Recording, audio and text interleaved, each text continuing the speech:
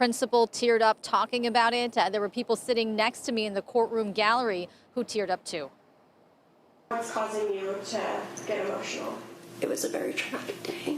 Shoal Creek Elementary principal Harmina Emoto testified 2 hours after the school wrapped up its monthly Friday celebration with kids and their parents. Police told her someone named Lee Lohr had written an email threatening to shoot up the school. What was going through your head once you learned what the threat was? Shock, disbelief, fear. And fear for who? For myself, for our kids on our campus, for anyone that was on our campus, for our community. Principal Emoto testified she had limited information, but ultimately decided not to put the school into lockdown mode. Going into a lockdown is really traumatic. When we practice it, we have kids that are very traumatized by it. They will cry. They are very upset, don't understand why they have to hide. She testified San Diego police remained at the school that day. She monitored kids on the playground. But even after Lohr's arrest, hours later, she says she was still scared. How long did that fear last? That fear still stays with me till today.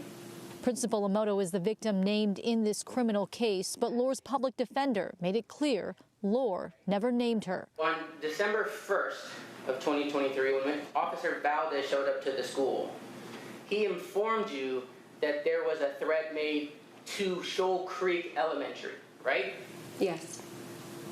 It was not directed towards Harmina Emoto. Correct.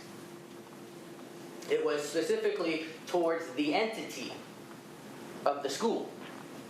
To our school, yes. And he points out, even though you say you were scared, you weren't scared enough to put the school on lockdown. If you disagreed with your supervisor or the police, you had the authority to enter into a lockdown, right? Correct.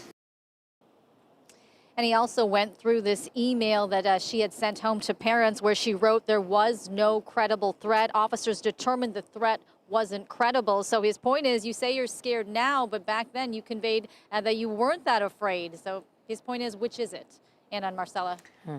Kelly, did the principal talk about what the fallout was from that incident, even though an arrest was made? How did the students and parents react to all of that? Yeah, she talked about that. She said a few staff members never returned. She said there were some students who stayed home for as long as 2 weeks, and there were some students who never returned to school, that their parents ended up pulling them out and sending them to private school instead. She said the fear is still there nearly 2 years later.